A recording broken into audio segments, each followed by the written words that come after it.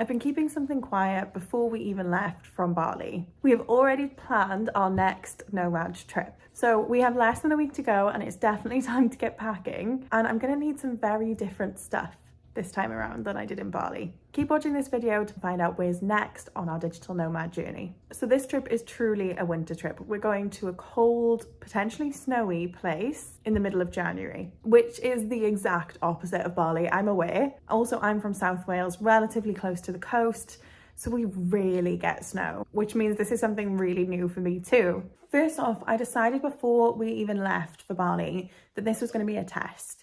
We knew that we wanted to travel more, but only if it really worked for us.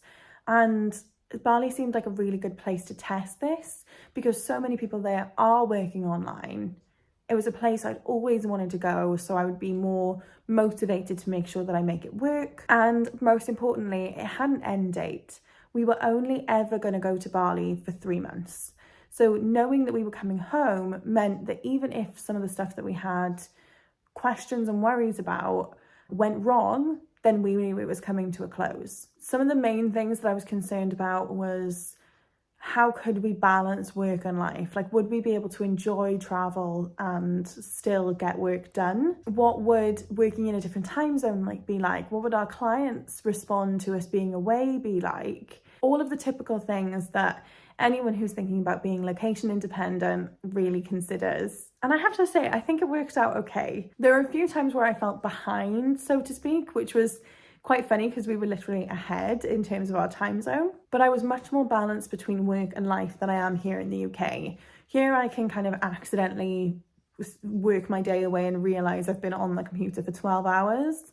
In Bali, I found that a lot harder. I felt like even if I was working long hours, I was going to a lovely cafe and having a quick break for some delicious food and getting to look around and see the views. So it didn't feel as onerous as being kind of stuck in an office space in our spare bedroom. All of my clients' work got completed on time as per usual. The team were great on supporting me with that. The hardest thing was the time zone. It was fine, it was okay, but with the difference between Bali and the UK, it meant that 9 a.m. in the UK was 4 p.m. in Bali when we first arrived, and I could fit 1 or 2 meetings in, 3 or 4 at most, and kind of need to sign off.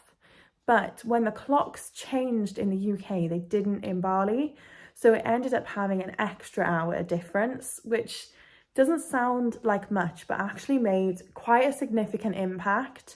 I found that once that happened, I was working until 9 o'clock, 10 o'clock at night in some cases, and then found that my sleeping pattern was kind of all over the place because I don't know about you guys, but I cannot finish a piece of work or like a really intense client call or a really promising discovery call and immediately sign off and go to sleep. It takes me a couple of hours to kind of unwind and get ready for that mental headspace of I'm going to bed. But it did show me that it was possible and actually enjoyable to travel with work. Immediately, we said we wanted to do it more in the future. Josh said the same thing, and it just felt like, why not? You might know that I'm from the UK. There's a huge cost of living crisis, which would have meant we were spending more money to just be sat at home and not afford to be able to do the things that we were while traveling. So it actually works out cheaper for us, flights, travel insurance, everything included, to go away and work abroad for a little bit. Now, I will say,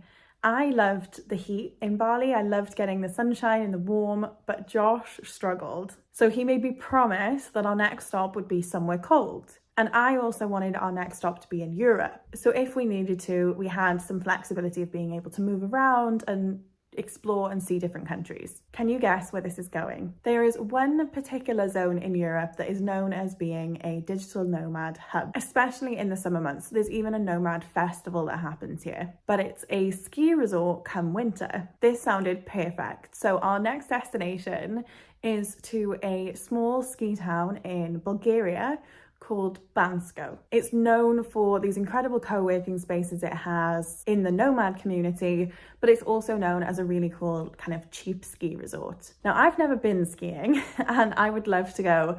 And as much as this feels like a hugely random place to pick up and take ourselves, it also feels like a why not location. And when we already are feeling like why not about travel, it just kind of matches up to where we are right now. So as of the 25th of January, we are heading to Bulgaria. We are first going to spend a little bit of time in Sofia. So we've got a month booked there to explore the capital. And then we're planning on moving down to Bansko. For me, the biggest difference is that this will only have a 2-hour time difference. And all the places that we're even considering staying at have their own kitchen. So we'll be able to cook our own meals if we want to. We'll have a place to sit other than the bed. And it just will feel a little bit more normal, I suppose, than Bali did.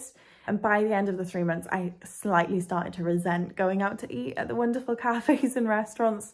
Sometimes I just wanted a bog standard sarnie. The other really exciting thing is that Sofia is the capital. It's a big city.